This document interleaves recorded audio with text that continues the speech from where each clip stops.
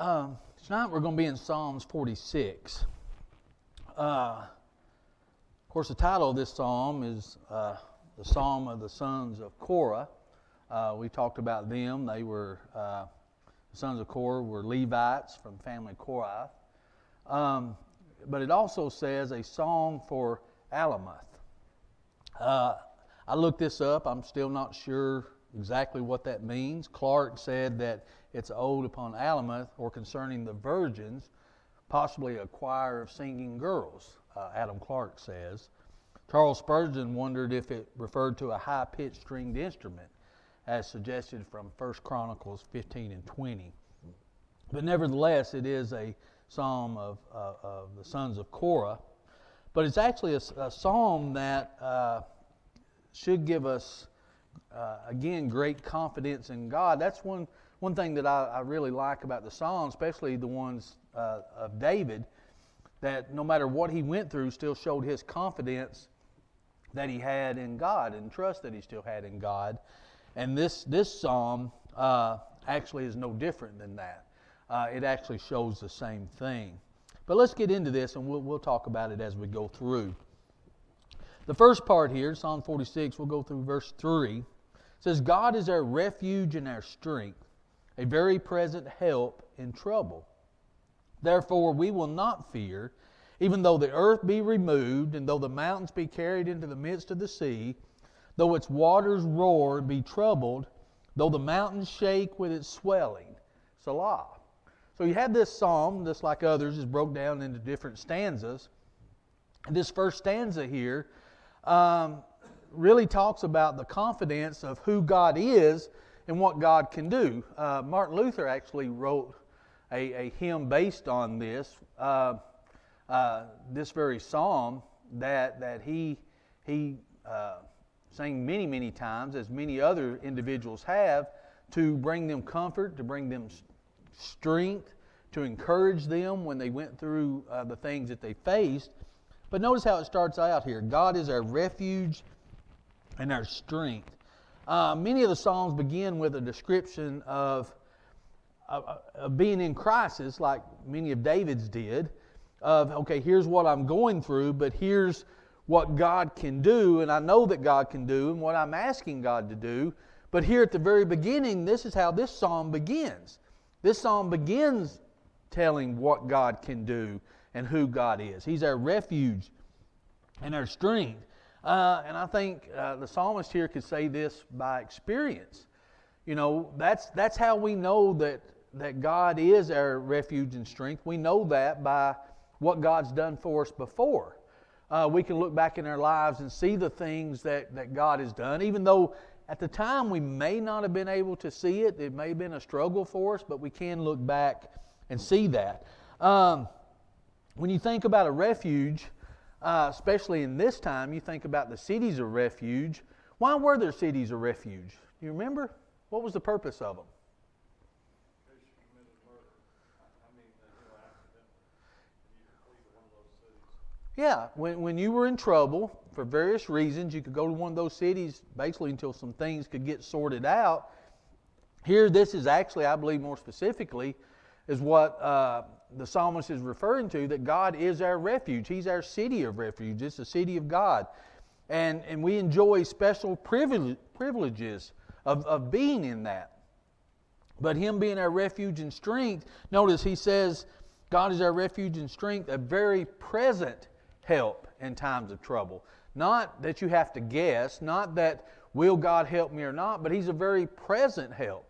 So for us to truly trust that God is our strength and our refuge, we have to understand that He's presently that. It's not something that He did for people in the past. It's not something that we're hoping He's going to do in the future. It's something that we know that He's doing now. Now that can change a lot of things, couldn't it? That can change our perspective on how we face things, how we look at things, how we consider things, is knowing that God is our present help in times of trouble. So when I'm going through trouble, He is my help right then. He's who I can trust. He's my refuge. He's my rock. He's my strength. That's who I have to lean on. And I don't know why, and I'm speaking from my own, I guess, personal experience. Sometimes as Christians, we forget that. We forget to rely on God. You ever heard somebody use the phrase, well, I just have to turn that over to God. I've just got to give it to God. And what do you think of when you hear somebody say that? Does it bring anything to mind? Yeah, they don't know what to do. They just said, I don't know how to face this. When I hear it, usually the people that I hear say that is usually some denomination. And very seldom I ever hear somebody that's a member of the church that say, I've just given it over to God. You know, you hear a lot of people in the denominational world will say that, and sometimes we dismiss that because of that, and we don't say that. There's a lot of phrases that unfortunately the denominational world has robbed us of, and the thinking has robbed us of, because we think, well, I'm going to be like that if I say that. But I think we should say all the time, I'm just turning this over to God. I mean, that's Scripture.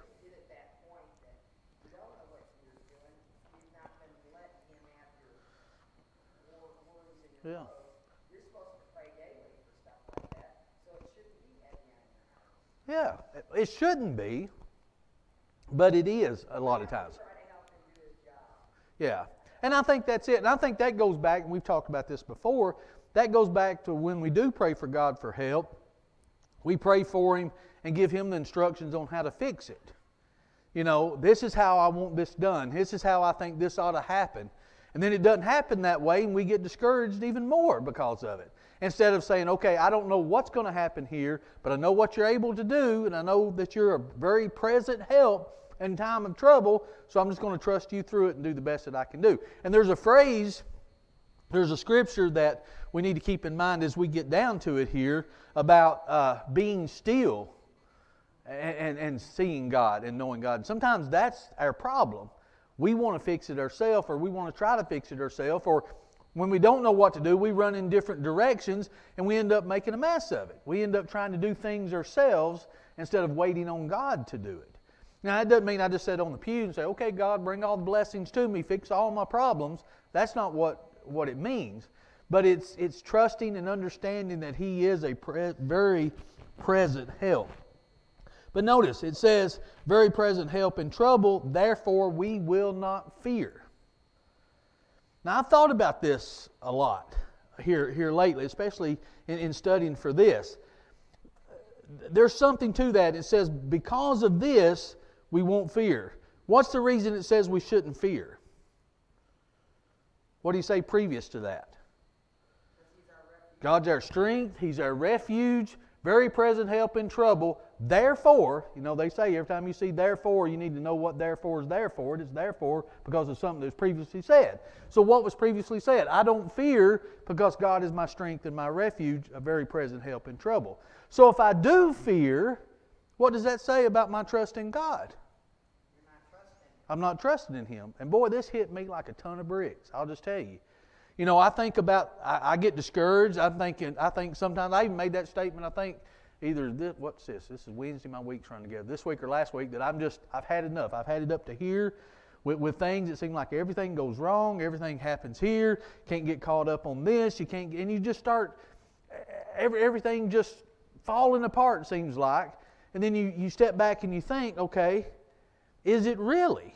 Is our life, when we get to that point, do we really think it is? Notice what he says here, and we're going to go back to 1 and 3, but let's jump to 4 through 6 here. Notice it says, there's a river whose streams shall make glad the city of God, the holy place, the tabernacle, the Most High. God is in the midst, shall not be moved, shall help her. Well, let's just go back. No, here's where I want to be. I'm sorry. Go back to 1 and 3. He said, I won't fear because why? Even though the earth be removed, though the mountains be carried into the midst of the sea, though its waters roar and be troubled, though the mountains shake with its swelling. So here's what he's saying. God's my help. He's my strength. He's my refuge. And in trouble, he's very present in trouble. And because of that, I'm not going to fear, even though, and notice what the psalmist said, all the things, it's almost like he had the worst case scenario. If the whole world natural disaster falls apart, if everything goes wrong, I'm still not going to fear. God is still my refuge and strength, even though the earth be removed, The mountains are carried to the sea. The waters roar. The mountains shake. Even though, in other words, he's saying, it doesn't matter what happens. You think of the worst thing that could come on, all the calamity that could happen, God's still my refuge and my strength. And I will not fear. So it tells me that if I truly trust in God, doesn't mean I won't have problems, doesn't mean I won't have trouble, doesn't mean I won't go through things, but even though those things happen, I'm still not going to fear, no matter what. Whatever comes, does it really matter? Some things I couldn't change anyway. And I tell you what got me thinking about this. You think about, do you ever watch TV and just want to throw something and just bust the TV because you watch the news? You ever get so mad at the radio that you just want to just scream because all the stuff that's going on, all the division, all the things, all that. So that's what we get focused on. And then that becomes political, and we start down this road, and we start down that road, and we start down this road, and then we just get so tore up about it, and we forget that's not where it matters anyway, is it? Say our whole country goes to pot. Just say it does. Hope it doesn't, but say it does. Say the mountains fall, the earth, say these things happen. Does it change the fact that God's our refuge and strength? Does it change the fact that I still shouldn't fear? Because my fear means I'm not giving God the glory and honor that He deserves. I took it away from Him if I fear. I took it away from Him if I'm focusing on that and not focusing on how I should be as a Christian no matter what happens around me. And I tell you, I have to keep preaching this to me every single day. I think there's no need to get all tore up about that. What I need to do is focus on being a Christian, and whatever happens, I'm still going to be a Christian no matter what. I'm still going to serve God no matter what, because He's still my refuge, He's my strength, a very present help in trouble. I think we forget God's still in charge, doesn't matter who's in that White House. Yeah. Doesn't matter who's And we forget God may have put Him there. Because we may need a good whooping. He put Pharaoh there for a reason, didn't He? He raised him up for a reason, for God to be glorified. God's always going to put someone. That's why we got to be careful.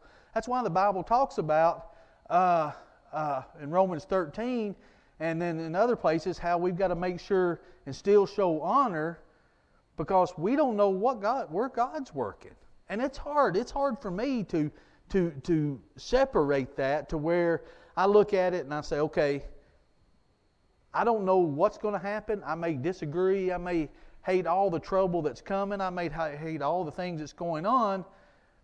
But God is still in control. It's not that He's causing things to happen, but He knows what's happening. He knows what I'm doing. Most importantly, He knows me, and He knows what my actions and my thoughts are going to be concerning those things. And as it says here, if the mountains fall, so be it.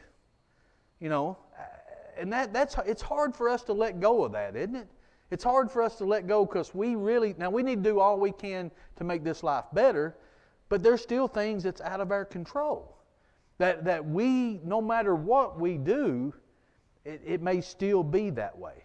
Well, I think something that you see in that is that a lot of us say, well, I trust in God, but we have to know that there's a backup plan in place just in case. Yeah.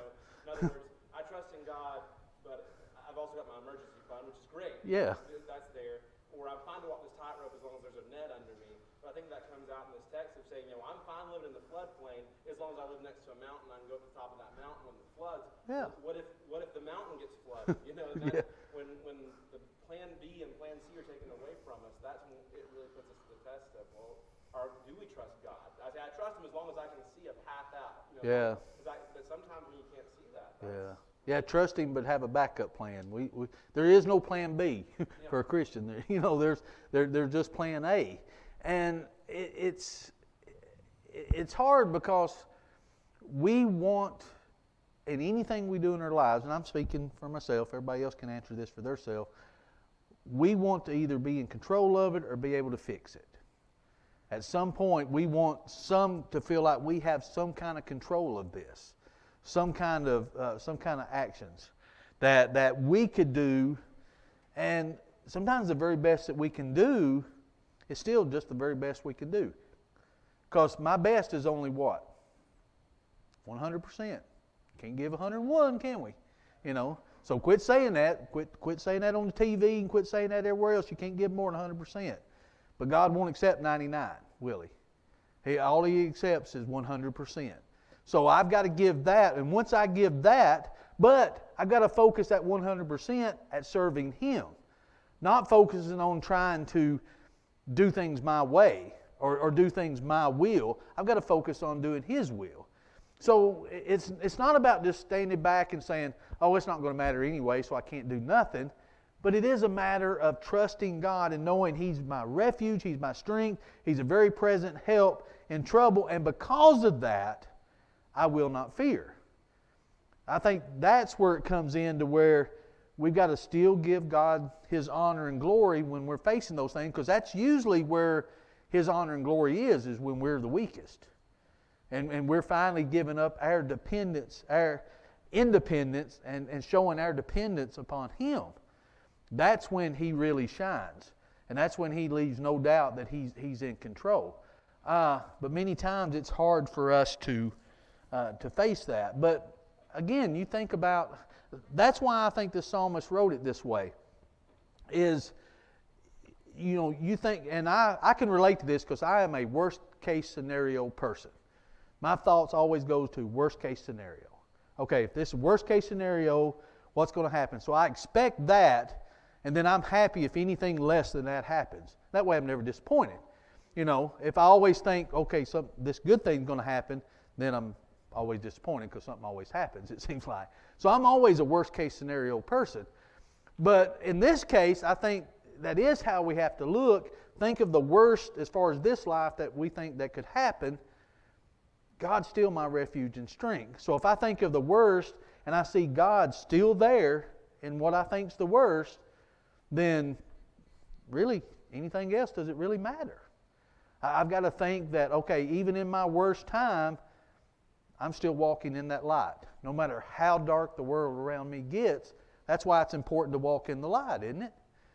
I've got to stay focused with that. And part of that is knowing He's a present help, knowing He's my rock, knowing He's my refuge, knowing He's my strength. And because of that, that should change what my perception is to the things that I'm facing.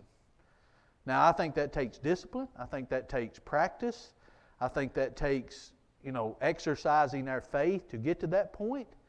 And I can tell you, I don't know that I'm at that point, and I don't know what it's going to take to get there, but I think we have to get there, don't we? I think that's where we have to be. Because think about it. We go on, you could go to James and it tells about how life's a vapor, how we make these plans and we need to say if the Lord will. It's all right to make plans, it's all right to do these things, but life can change like that, can't it? Now, I'm not trying to be a doom and gloom preacher, but it can change. It can either change like that for the good or it can change like that for the bad. Some of it is dependent upon my actions, some of it may depend upon somebody else's actions. But either way, it could change. How am I going to be in that moment? My focus still needs to be upon God. It still needs to be on... I was listening when I was mowing, whatever day it was.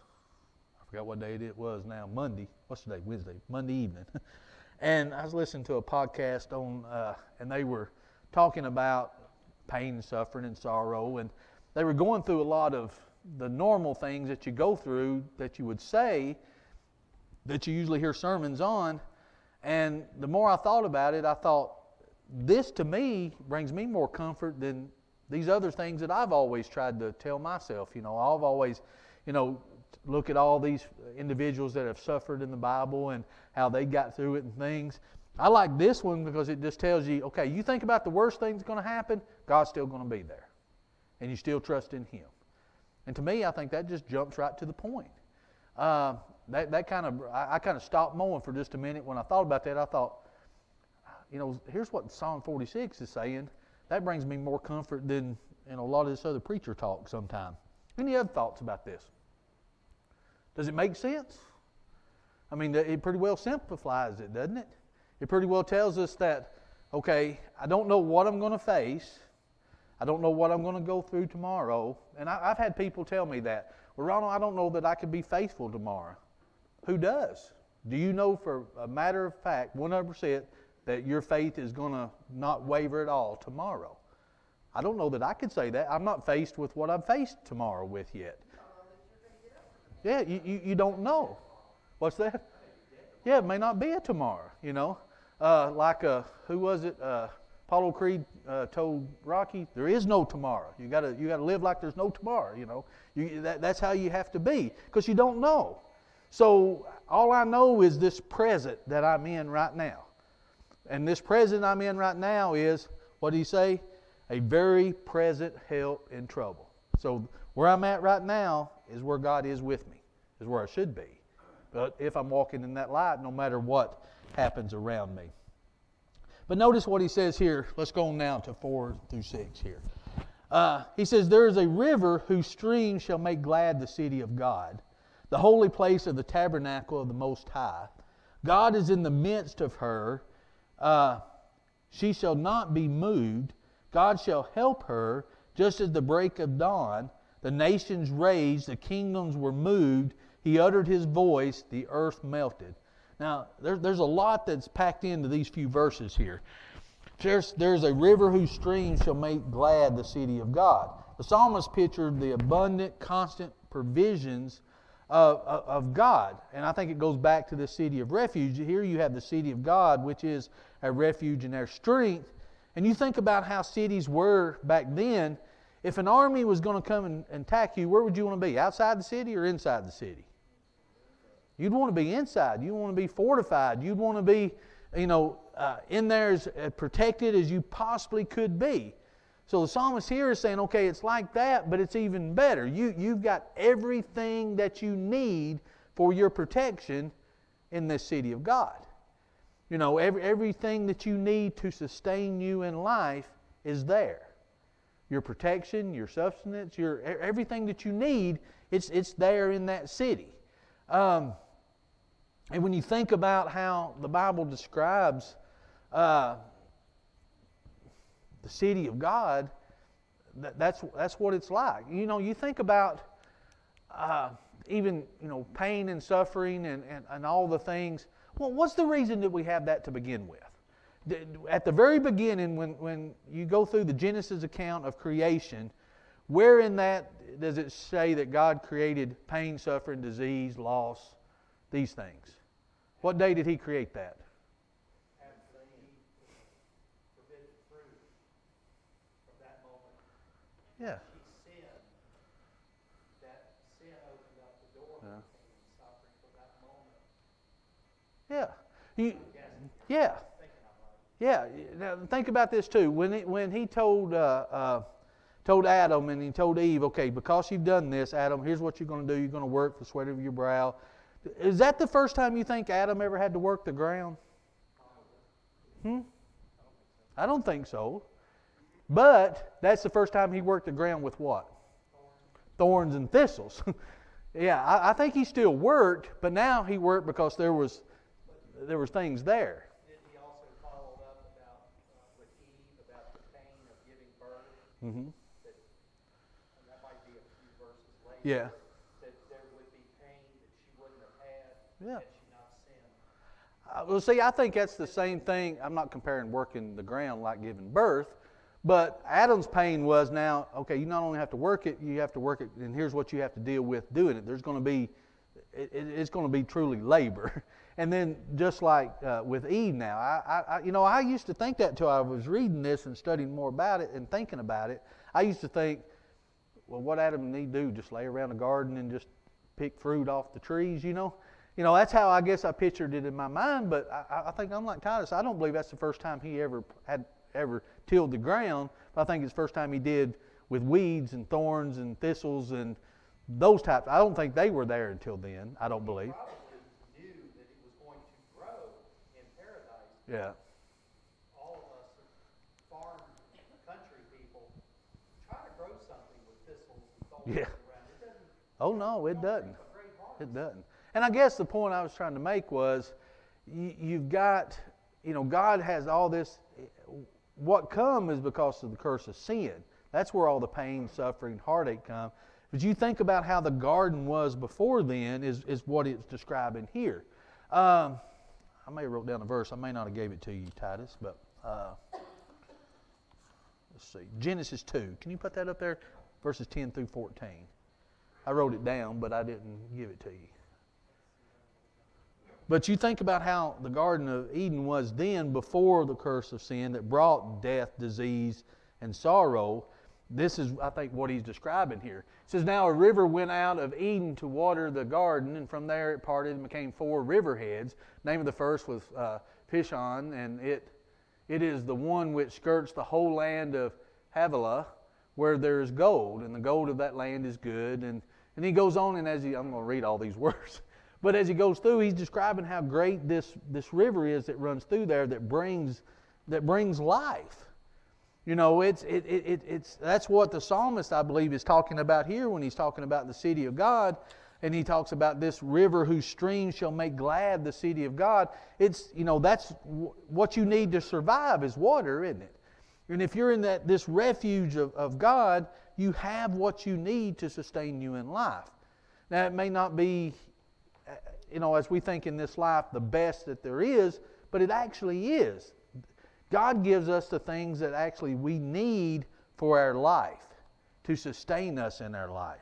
So if we think of God as our refuge and our strength, and this present help in trouble, think of it as you're in this fortified city as a Christian, and it's not that things aren't coming at you and going to happen, you have protection. And Ron, the point that you made about Yeah. they were in the garden, they had everything they needed, God was providing for them, and that's what allowed them, if you go to that next verse, Yeah. that's when God puts them in there and gives them a job to do, basically. To tend and keep it. Yeah. And basically what it is even when God provides for us, He does that not so we can, like you said earlier, sit and say, okay, God, give it. He provides so we can work. Yeah. He provides so we can do the work that matters. Yeah, right. And man got it to where it makes it harder on themselves by the curse of sin. So I mean, God gives us what we need to be able to do the things that we need to do, and He protects us. And I guess the point I want to make, when these troubles come in our life, we need to realize as a Christian, it's not that we're in a bubble and nothing can touch us, but ultimately the world can't touch our faith unless we let it, can they? They may physically harm us, but if we're walking in that light and we're have that spiritual protection of God as far as not walking by sight but walking by faith, what really can this world do? What really can happen that we can't overcome it with our faith? It doesn't mean that it won't be horrible. Doesn't mean that it won't. There's times that things happen that helps us to realize this world's not our home. And that's a hard reality sometimes because we put all our eggs in the basket here and think this world is all there is. And there's some things that happen to let us know this world is not all that there is. So even if there's something that brings us into check with that, it still shouldn't take our faith away. Our faith should still be there. Matter of fact, that's when our faith needs to be the strongest because that's when God's honor and glory, that's when His strength is shown the most, isn't it? On how we respond to what's going. How else is God going to be glorified and honored if it isn't through us? How's He going to do that? You know, you think about even Pharaoh. You know, we think about, you know, how bad things can get today with our leaders. But you think about Pharaoh, whatever decision that Pharaoh made, God was going to be glorified, wouldn't He? He didn't let them go. Was He glorified? Was God glorified because Pharaoh didn't let his people go? He was glorified through those plagues, wouldn't He? God showed His power through the plagues when Pharaoh didn't do what he was supposed to do. When Pharaoh let them go, God was glorified, wouldn't He? You think of Nebuchadnezzar with Shadrach, Meshach, and Abednego. There wasn't nothing he could do to them. God was glorified either way. So you bring this down to every event. There's opportunity for God to be glorified in the best and in the worst of what happens in this world.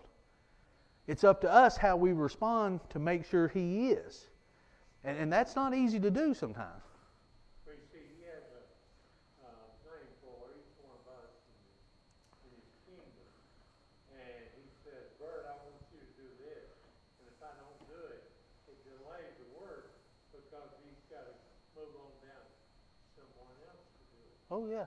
And I think we miss blessings like that. I think a lot, how many blessings have I missed because I didn't take an opportunity that God put before me? His will was still done and carried out. I just may not have been the one to do it, and I may have missed the blessing because of it. But here I think verses 4 through 6, I think it's showing that though the nations rage around us and the things happen, we're in this fortified city of God, that the only way that they can touch us is if we let them. The only way they can touch us spiritually in our faith is if we let them do that. They may kill our bodies. You know, they may make it miserable for us to walk down the streets, and it just seems horrible. Though I've not seen anybody fed to a lion yet. I've not seen anybody sawn in two. Have you? I've not seen them burned to the stake yet. As far as around me anyway, I hadn't seen that. So I don't think it's quite got as bad, as sometimes we think it is. But if it come to that, what would we do? If the world crumbled around us, we still have, there's a river whose streams shall make glad the city of God. His provisions make us glad, so we can still be glad in a world that seems like it's crumbling around us.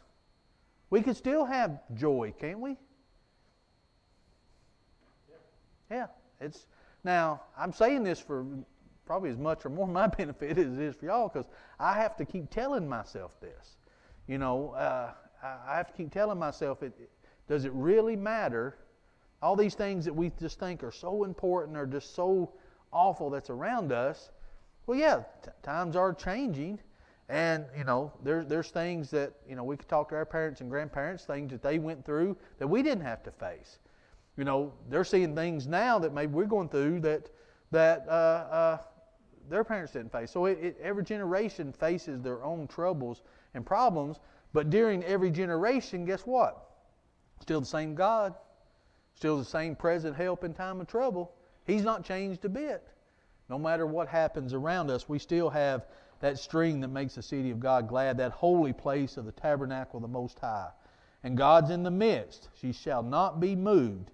God shall help her just at the break of dawn. I like that, at the break of dawn. Don't things seem better at dawn? The nights when it seems the worst. If you can just get to daylight. You get to the daylight, things just look a lot better, or seem a lot better. Don't seem as dark, don't seem as dreary, don't seem as bad. And he says, just like the break of dawn, even though the kingdoms are raging around us. Ezekiel 47 and verse 12 says, along the bank of the river on this side and that will grow all kinds of trees used for food. Their leaves will not wither, their fruit will not fail. They will bear fruit every month, because their water flows from the sanctuary. Their fruit will be for food, and their leaves for medicine.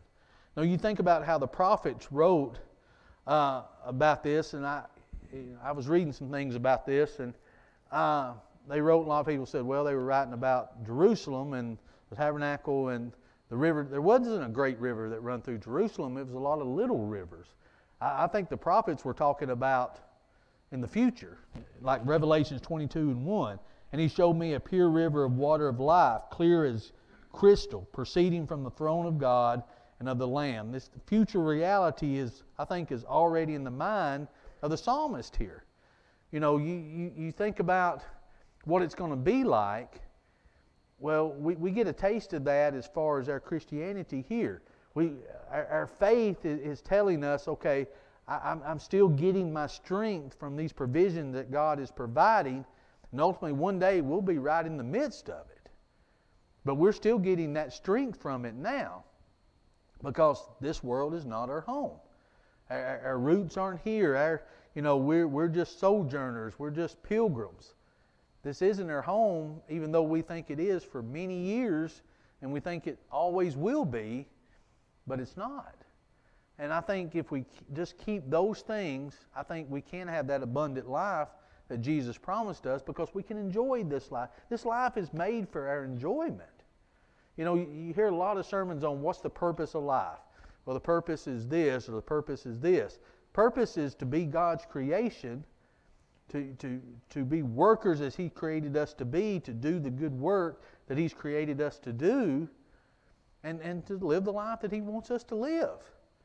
It's not about all I can get out of this world, all that I can do in this world, and all I can fuss about that's going on in this world. This world is all, when we're dead and gone, somebody said this the other day about something. They said, our grandkids will still be fighting, and great-grandkids and great-great-grandkids will still be fighting over things that we're fighting over today. And it's sad because that's not going to change. When we look at it in just the terms of just the here and now. And I think this psalmist looks well beyond that. And notice how his confidence in God. The nations raged, the kingdoms were moved. He uttered his voice, and the earth melted. So he's even saying here, okay, with all that happens, look how powerful God is. God can just utter his voice, and look what will take place. And I think that's a wonderful example of seeing what God can do and how God can be. And he goes on and describes this. Look at verse 7. The Lord of hosts is with us. The God of Jacob is our refuge. So in describing the Lord of hosts, this is a Lord that's over militaries, over, you think about war. God stops war, in essence, with war. In other words, He's stronger than any enemy that could even come our way. And the children of Israel knew this for a while. Remember, as long as God went before them, they could whoop anybody, and they could stop anybody. But when they stopped serving God and started doing it on their own, then it didn't take very many people to beat them, because they didn't have God with them. God was no longer their strength and their refuge. They were. I did this. I think that's why all throughout the Old Testament they had to be reminded, you're not the ones that built these buildings. You're not the ones that did this. You're not the ones that took this land. You're not the one that built these things. You didn't do this. God did. And then the next generation forgets that. Forgets the sacrifice that was made by their ancestors, and their ancestors forgot, well, it was God that went before them to do that. And each generation, we just forget that because you get farther and farther away and realize who really is the reason for this. And it's God. Look at verses 8 and 9. Come, behold the works of the Lord, who has made desolation in the earth. He makes wars cease to the end of the earth. He breaks the bow, cuts the spears in two. He burns the chariots in fire. So it's saying here, when God's on our side and God goes before us, He not only stops the war, anything that they're fighting with gets torn in two. Has God ever left any doubt that it was Him doing it when He did it? You can go to Elijah on the Mount Carmel there. God didn't leave any room for imagination. Was it really God or was it not God? Remember, He poured water on it. He dug the trench around it, kept pouring water on it, and God consumed it like it was nothing. He made sure that He knew, that those around knew it was God that was doing it. So when God fights for us, we're in this city of refuge, the city of God refuge. He's there. He's our refuge and strength. He goes far beyond what we even think He can do for us. He says, you look out there, it's not only He's destroyed the enemy, anything they were fighting with is destroyed. Anything that goes against God is going to be destroyed. The victory's already been won. We've got to keep telling ourselves, we just got to decide which side we're going to be on. It's not who's going to win the war. That's already been decided. We just got to decide which side that we're going to be on. Verse 10 says, because of all of this, be still and know that I am God. Here's the psalmist is talking about God and what all God can do. Now God is saying, listen to me. Be still and know that I am God. I will be exalted among the nations. I will be exalted in the earth.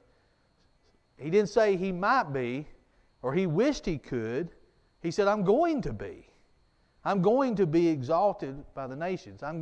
People are going to know this, and what you need to do is be still and know that I'm God. I think this is for us and our enemies both.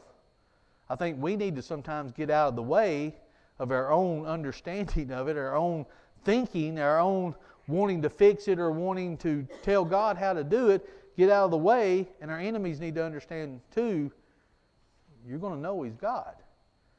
Because I tell you, you go through, I can think just off the top of my head several situations, but one in particular, You think about how you think your life is just going so bad, and you think, well, why did this happen to me, or why did my life turn out like this? And then all of a sudden, as time goes on, you find out that you get in a situation to where you're more happy than you ever been. So if you hadn't gone through this hard part, and you just kind of be still for a little while and wait on God, you would have never got to this good part. And sometimes we have to go through the bad part to get to the good part. And sometimes we just have to be still and wait on God. Children of Israel had to do that. Remember, they got to the Red Sea there, the Egyptian army behind them. They didn't know where to go. Remember what God said? Be still and see the power of God. Yeah, you don't know what you're going to do. You think you're in the worst situation you've ever been in your life and there's absolutely no hope. God said, that's when I'm going to show you the hope. That's when I'm going to show you what can happen. And then, what's that? Providence, exactly. Well, we got one more verse. We can get that in. Verse 11, the Lord of hosts is with us, the God of refuge. I already read that. I read that out of line anyway. So, that's right. It's in there twice. That's right. Okay. We already talked about it anyway. All righty. Thank you for listening. I enjoyed that chapter.